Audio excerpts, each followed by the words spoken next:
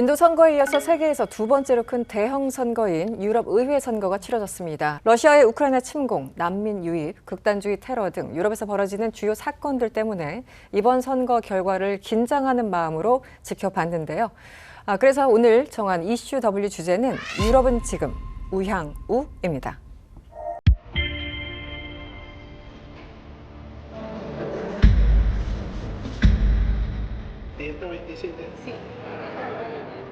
On the European elections, my friends.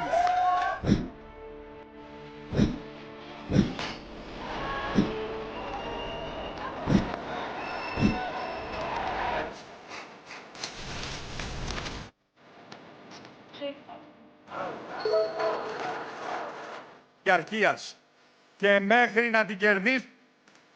Les enfants du débarquement.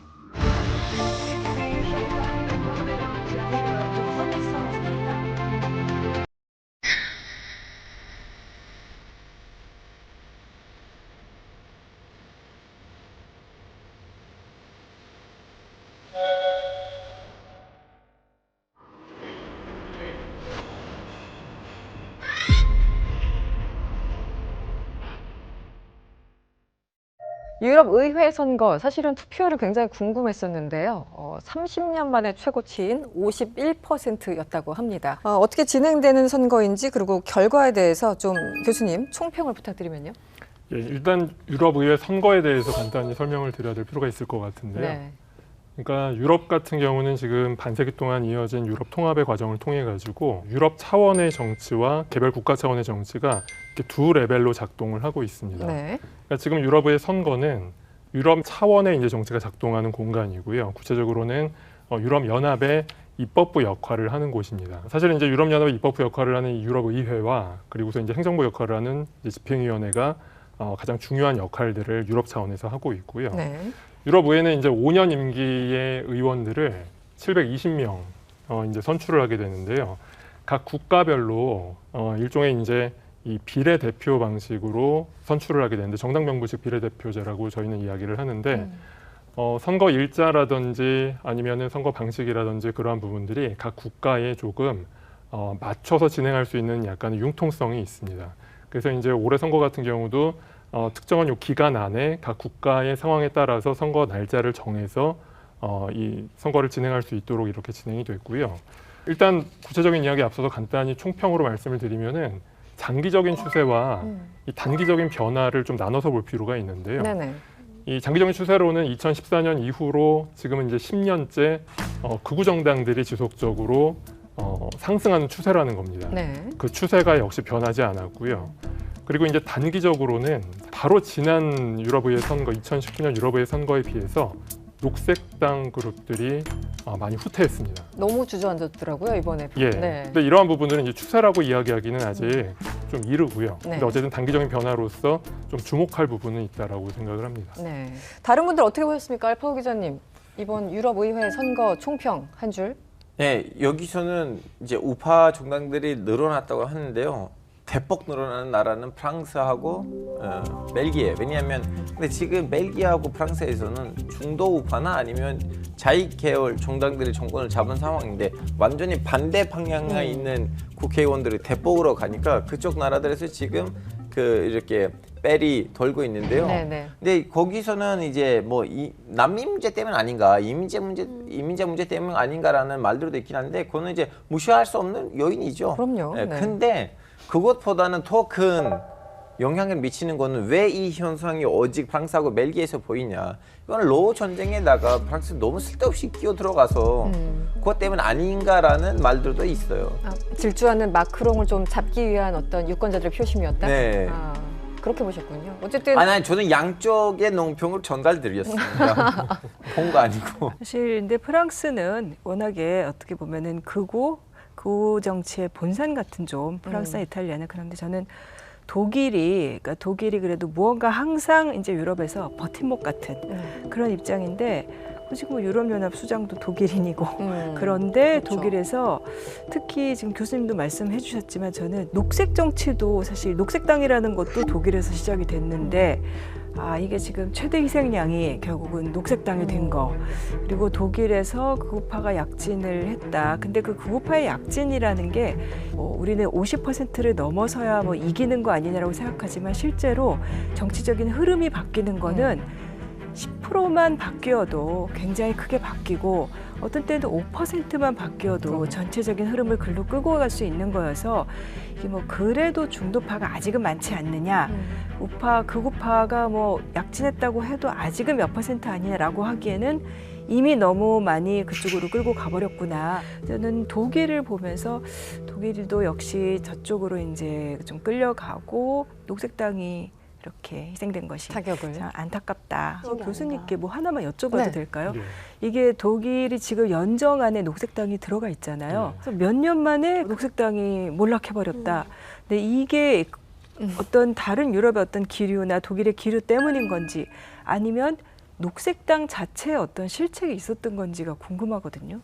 예, 제가 그 2019년 유럽의 선거가 있었을 때 여러 이제 방송이나 그런 그 자리에서 그 녹색당의 선전에 대해서 조금 신중하게 바라볼 필요가 있다라고 이야기를 했었거든요. 그 이유 중에 하나는 네. 사실 녹색당의 2019년 그 의석 증가라는 것들은 유럽 전역에서 나타났던 것들이 아니라 일부 주요 국가들에서만 굉장히 도드라지게 나타났었습니다.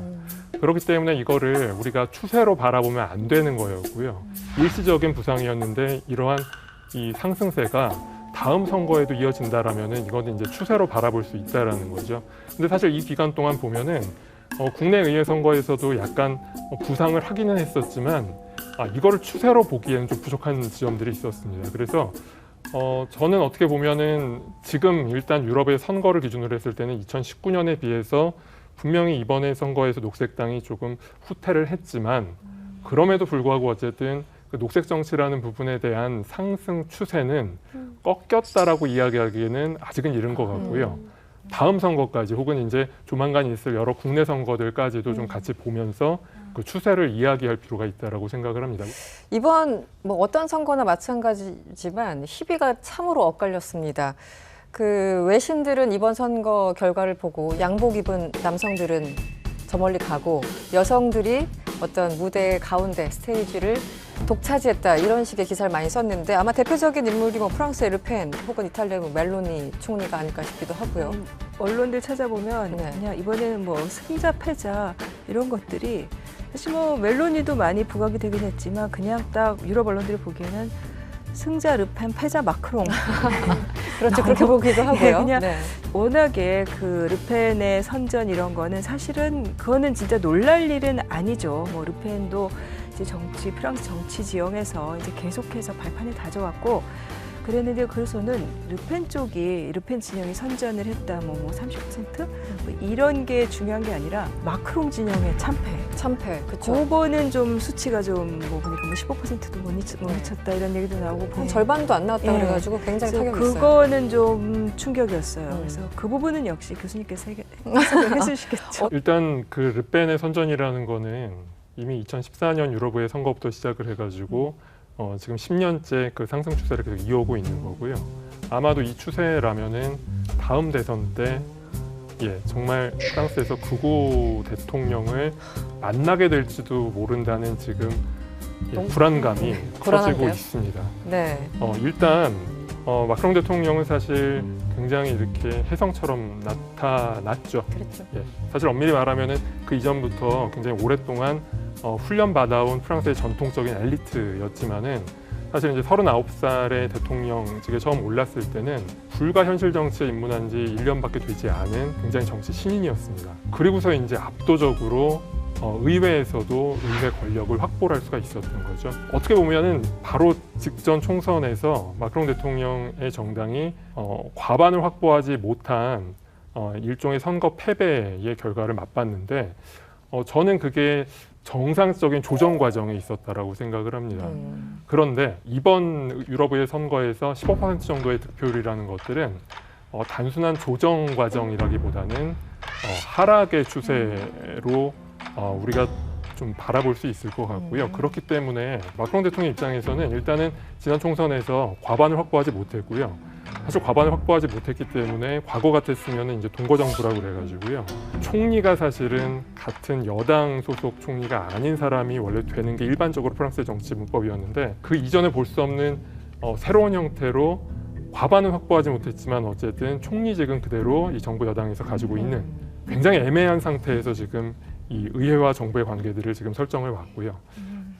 이번에 15%라는 지금 득표를 가지고는 의회도 과반을 확보하지 못한 상태에서 국정 동력을 상실하게 되니까 네. 승부수를 건 거죠. J'ai décidé de vous redonner le choix de notre avenir parlementaire par le vote. Je dissous donc ce soir l'Assemblée nationale. 근데 지금 또 여론조사 결과, 그러니까 의회 네. 해산한다고 하니까 프랑스 매체들이 여론조사를 했는데 예. 그래도 마크롱이 속한 그쪽 정당은 지는 걸로 나오더라고요. 총선에서도. 그러니까 굉장히 모험 아닌가요?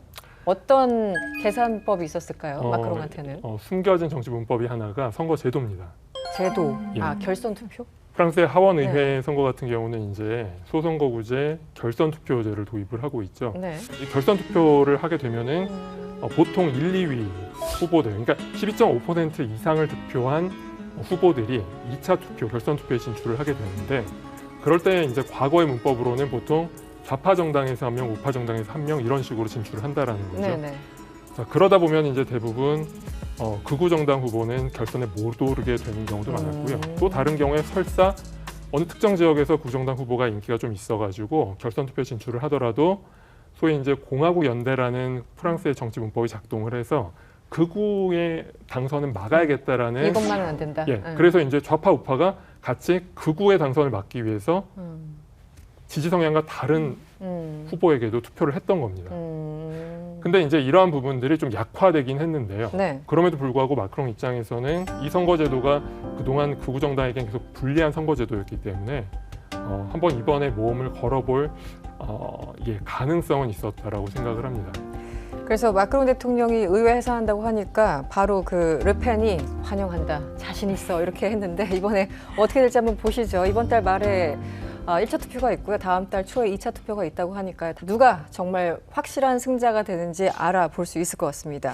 이탈리아를 한번 가보겠습니다. 이번 선거에 그냥 한 사람의 승리자를 뽑으라면 멜로니라는 그런 언론의 평도 있었습니다. 지금 멜로니 총리는 극우파로 꼽히던 여성 정치인이고 2년 전에 이탈리아 총리로 선출이 됐죠. 이탈리아 형제들이라는 당 소속인데 이번에 가장 많은 표를 얻었다고 합니다. 어떻게 봐야 됩니까? 이 이탈리아 같은 경우? 사실 이 멜로니가 이번에 이제 승리를 했다라는 거는 국내적으로는 총선은 물론이고 이제 유럽 의회에서도 확실한 제1당이라는 모습들을 보여줬다라는 데서 의미가 있지만은 네. 많은 언론들에서 지금 이번 선거의 가장 커다란 승리자가 멜로니라고 이야기하는 거는 사실 멜로니에게 굉장히 많은 이 변화의 가능성들이 그녀의 손에 지금 달려있기 때문입니다. 일단 기본적으로 유럽 안에서 지금 여러 가지 극우 정당들이 각국에서 부상을 하고 있죠. 근데 이제 이 정당들이 같이 좀 힘을 합쳐가지고 더 유럽 차원에서 더 많은 목소리를 내고 싶어 합니다. 가장 대표적으로 이제 프랑스의 르펜이 이제 멜로니한테 함께 이제 유럽 의회 차원에서도 좀 힘을 합치자라고 계속 제안을 하고 있죠. 네네. 그런데 사실은 이제 우크라이나전이나 그런 문제 때문에 같은 극우들 사이에서도 여러 가지 좀 입장 차이들이 존재하는 거고요. 네네. 그런데 이제 문제는 다른 쪽에서 명시적이지 않은 구애가 지금 있습니다. 명시적이지 않은 구예요? 예. 어떤 거죠? 일단 지금 유럽 의회에서 가장 다수 그룹을 차지하고 있는 중도 우파 그룹이죠. 네.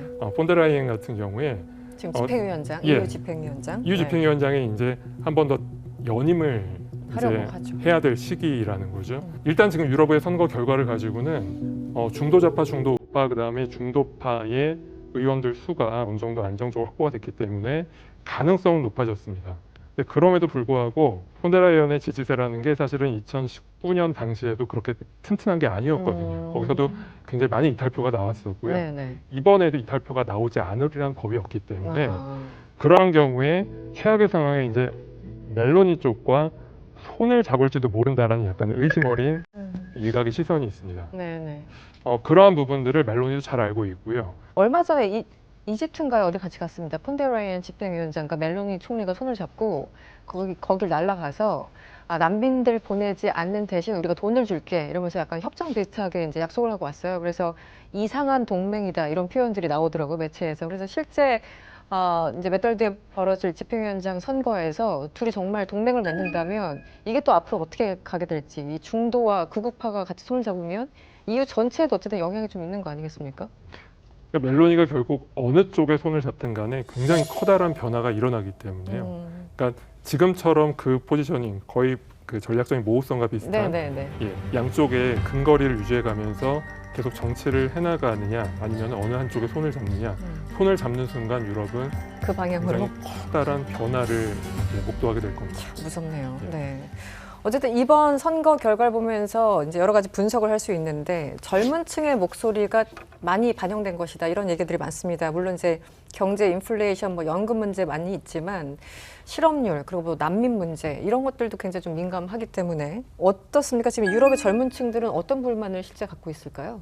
일단 젊은 층이 특히나 다른 기성세대, 이전 세대들에 비해서 고통을 겪고 있는 부분들이 가장 이제 피부에 와닿는 부분들이 실업률이겠죠. 실업률이 이제 사실은 통계상으로 안정화돼가고 있는 상태이긴 합니다. 그러니까 물론 객관적으로 좋지 않은 상황이지만은 그럼에도 불구하고 청년 실업률은 국가마다 굉장히 편차가 큰데요. 그리스나 스페인 같은 경우는 40~50%를 오가는 통계들도 많습니다. 그렇게 높습니까? 그러니까 청년들의 거의 반 정도가 일자리가 없다라는 거죠. 그러면 이제 그런 원인이 무엇일까? 일단 기본적으로 여러 가지 이민자, 난민의 문제들을 화두로 내걸고 있는 여러 이제 정당들이 있기 때문에 극우 정당들이 가장 대표적이고요. 네. 그러한 것들이 설득력을 사실 논리적인 설득력은 아니죠. 그렇죠. 그런 설득력을 감정에 얻어한 호소하는, 부분들도 있고요. 네네. 경제적 불평등의 심화라는 구조적인 원인들이 전 근저에 깔려 있다고 생각을 합니다. 이미 2000년대 초반부터 혹은 더 빨리는 1980년대부터 계속 지속되어 오긴 했지만은 특히 청년 세대들이 피부로 와닿을 수 있는 부분들, 사회적인 장치들이나 혹은 여러 가지 그 지역에서의 이 경제라든지 그런 것들이 활성화되어 있더라면은 그런 충격이 좀 덜할 텐데 이러한 부분들도 상당히 과거에 비해서 약화되고 있는 부분들이 있고요. 그래서 어쨌든 청년들이 느끼는 그런 부분들은 기성세대가 느끼는 것보다 훨씬 더 크게 지금 와닿을 수밖에 없는 부분이 있다고 생각을 합니다. 네. 어쨌든 30년 만에 최고 투표율 51%라고 하는데 그만큼 어쨌든 유권자들이 갈증이 있기 때문에 직접 가서 표를 던졌을 겁니다. 유럽 의회가 도대체 어떤 권한을 갖고 있고 어떤 역할을 하기에 사람들이 이렇게 또 직접 가서 표를 던진 건지. 과거에는 유럽의회 선거를 하면요. 많은 이제 각국의 시민들이 국내 선거와 거의 구분을 못한 시절도 있었습니다. 그러니까 유럽 의회는 굉장히 오래전부터 석탄철강 공동체 할 때부터 50년대부터 사실은 다른 이름으로 그때부터 있어왔던 거지만은 시민들이 직접 투표를 했던 거는 1979년도부터였거든요. 지금은 조금씩 유럽 차원의 선거로 이렇게 각인이 되고 있는데 가장 큰 이유는 유럽 연합이 굉장히 많은 일을 하고 있다라는 겁니다. 네. 그러니까 유럽 연합이 오늘날 개별 국가들이 가지고 있는 거의 모든 정책 영역들에서 영향력들을 가지고 있고요. 그 유럽 차원의 정책들을 만들어서 집행을 하고 있습니다. 거기에 맞는 예산 규모도 확보를 하고 있고요. 네네. 자, 그렇기 때문에 유럽 의회에서 어떠한 법을 만들고 집행위원회가 어떠한 정책을 집행하느냐에 따라서 체감되는 그러한 정책사항들도 많아지기 시작을 했다는 거죠. 가장 대표적인 게 이제 그린딜 같은 거죠. 네네. 그러한 부분들에 있어서 많은 유럽의 시민들이 방향에서는 동의를 하지만 당장 내 삶이 힘든데. 그렇죠. 그게 좀 양가적인 감정이 있죠. 네네. 그러니까 그러한 부분들에서 아마 굉장히 이렇게 체감되는 부분들이 많았을 겁니다. 사실 유럽 의회는 다른 일반 국가의회와는 달리 좀 입법권 자체는 좀 제한적이에요. 네네. 대신 그것만큼 중요한 게 이제 예산 승인권, 예산 문제. 그다음에 이제 감독 권한 중에서 이제 중요한 게 그 유럽 이사회 입장을 제시하는 것들도 물론 가능하지만은 이제 집행위원회를 승인하는 거. 그리고 이제 해임할 권리 이런 모든 것들을 합쳐서 보면은 우겨화가 엄청나게 많은 영향을 줄 것 같고 특히 폰데어라이엔 집행위원장이 아무래도 그쪽에 눈치를 보지 않을 수 없을 거고 이제 연임이 걸려 있기도 하지만 그렇지 않더라도 상당 부분을 차지하는 그 의원들의 대세가 뭔가 일로 가고 있다라고 하면 이제 그쪽으로 많이 끌려갈 텐데 이제 그렇게 되면 일단 녹색 프로그램들 네네. 그쪽은 타격이 많이 올 수도 있을 것 같고 그다음에 뭐 우크라이나 지원 문제 이런 거하고 그다음에 이민 관련된 법안들 이런 여러 가지 문제에서는 어느 정도 후퇴가 예상이 되고 꼭 법안이 아니더라도 방향이 좀 바뀌긴 바뀔 것 같아요. 지난 7일이었습니다. 이 프랑스를 방문한 젤렌스키 대통령. 유럽은 더는 평화의 대륙이 아니다. 불행히도 나치즘이 부활하고 있다. 이렇게 연설을 했어요. 지금 안보를 굉장히 위태롭게 보고 있다. 그리고 어떻게 보면 젤렌스키 입장에서는 극우파들이 너무 득세하는 거 아니냐라는 얘기를 한 것 같은데 어떻게 보였습니까? 이 발언? 일단 일반적으로 국제정치에서 안보 위협이라는 거는 사실 그렇게 객관적이고 물질적인 요소가 절대적으로 작용하는 것은 아닙니다. 어떤 군사적 위협이라고 이렇게 느낀다라는 거는 굉장히 심리적인 부분이기도 한 거죠. 네, 네. 그런데 이제 문제는 지금 이제 두 개의 전쟁이 진행되고 있지 않습니까?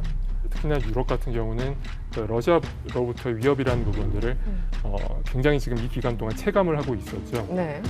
소위 이제 전략 문화라고 저희가 이야기를 하는데요.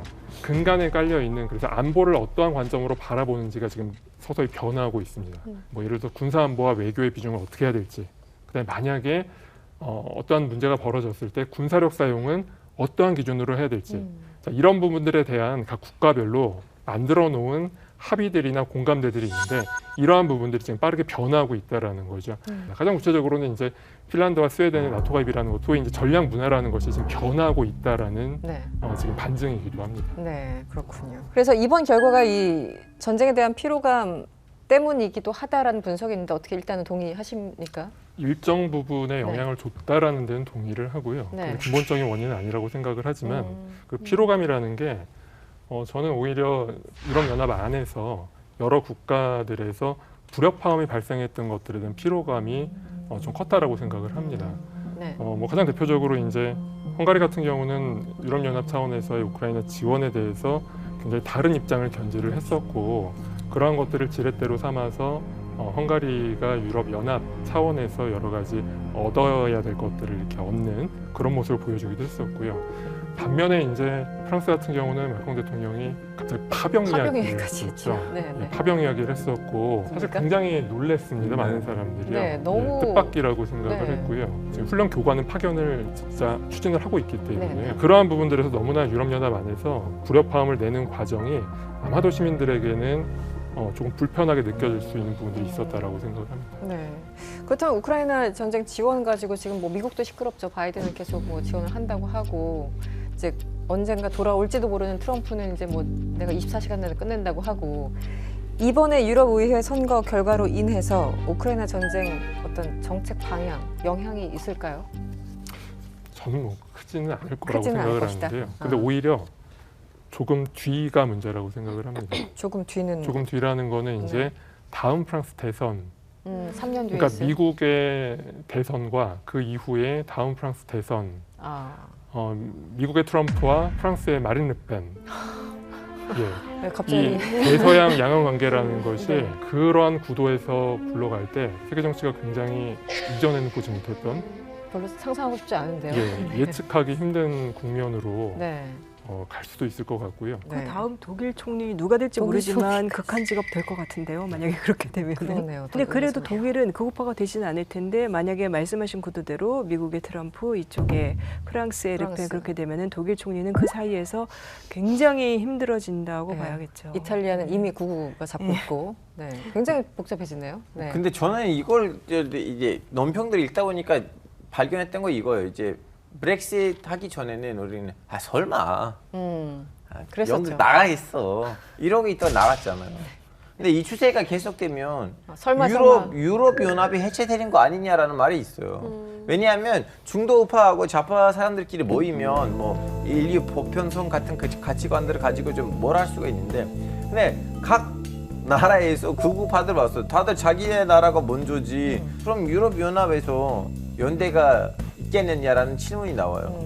아무래도 그 지금의 유럽연합 그 끈끈함이 좀 허물어질 수도 있다. 정말. 매년 지금 극우파 의원들의 수가 1명, 2명, 3명 올라가고 있는데 한 20년 이후에는 뭐 과반수 이상의 극우파 의원들이면 거기서 그분들이 어떤 얘기를 할 것인가. 근데 이탈리아가 네. 유럽연합의 도움 없이 자생할 수 있을까요? 또 그렇기도 하네요. 예를 들면 네. 헝가리 지금 극우파 총리가 있는 유럽연합이 돈을 끊으면은 굉장히 또 이제 자세를 낮추고 이렇게 하죠.